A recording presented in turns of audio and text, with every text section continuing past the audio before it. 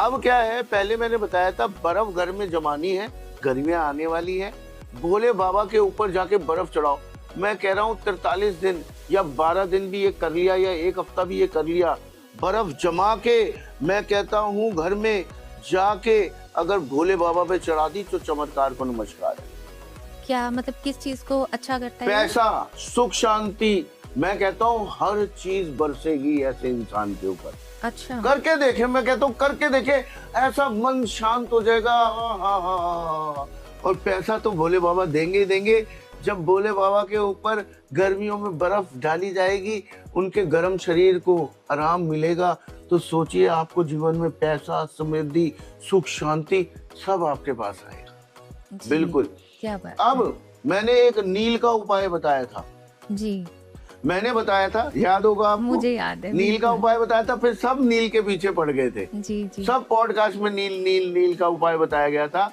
मैंने बताया था कि नील जो होता है उसे आप लोग क्या करें, पॉट में एक मग्गा ले ले, उसमें पानी डाले, उसमें नील डाले, घोले, और वो लगातार 6 दिन अपने टॉयलेट में बहाना है आपने और फ्लश करना है।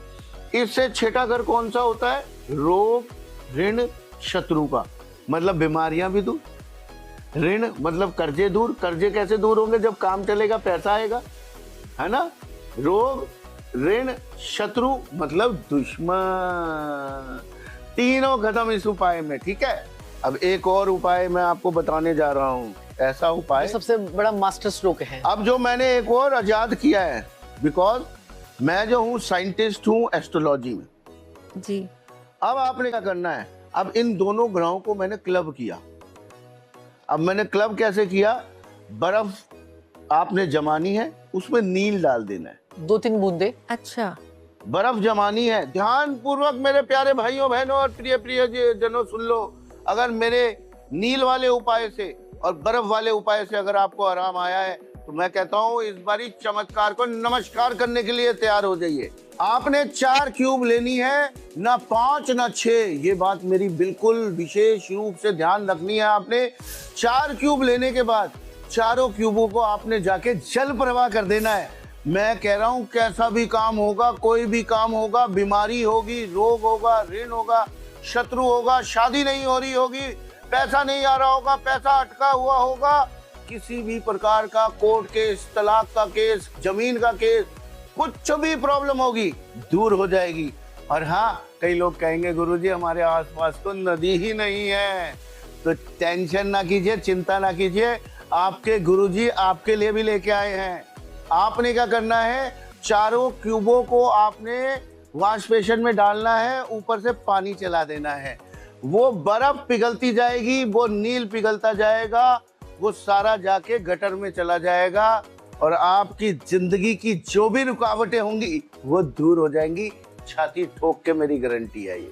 और ये उपाय कितने दिन और करना ये है? सिर्फ ये एक बार करना है, बस एक ही बार। और ना थोड़ा सा 5-6 दिन कर दीजिए उपाय, थोड़ा और असर आ जाता है इस चीज का। जी देखो, पहले तो गुरुजी ने आपको जो है ना, जो 4 क्यूब वाला उपाय बताया था ना, ये पहले मंदिर में शिवलिंग पे चढ़ाना था। जी। ये आपको पानी वाली क्यूब्स बनानी वो है। पानी वाली क्यूब पानी, और ये जो है ये नील वाली क्यूब्स है। नील वाला, नीला रंग यानी लिक्विड नील आता ही है, जी। उसमें आप 4 क्यूब में डाल दीजिए। उसके बाद फिर आप इसको जो है जाके जल प्रवाह, मतलब ध्यान पूर्वक समझना है इस उपाय को कि इस जो बर्फ की जो क्यूब बना रहे हैं हम, इसमें नील होना चाहिए।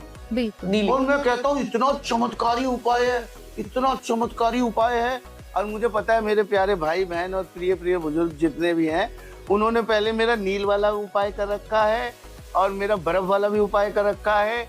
अब मैं मेगा ब्लास्ट लेके आया हूँ, मेगा उपाय लेके आया हूँ। ये करते ही मैं कहता हूँ चमत्कार का नमस्कार है, करते ही चमत्कार। अच्छा, किसी की राहु की महादशा चल रही है और राहु की अंतर्दशा चल रही है, क्योंकि राहु की महादशा जो होती है ना, वो तो हमारी 18 साल की होती है जी। तो राहु की दशा, महादशा, अंतर्दशा किसी की भी चल रही है, या किसी का वर्ष कुंडली में राहु खराब भी आ गया, तो भी वो ये उपाय कर सकता है। 4 नील की आइस क्यूब्स लेकर अपने सर से वार कर उसको जो है या तो जल प्रवाह कर दे, या फिर उसको जाकर जो है अपने वॉश बेसिन में जाकर उसको पानी चला दे। थोड़ी देर, हाँ, 5 थोड़ी देर मिनट रखकर पानी 5 चला मिनट चला दे, अपने ऊपर से वार जरूर ले।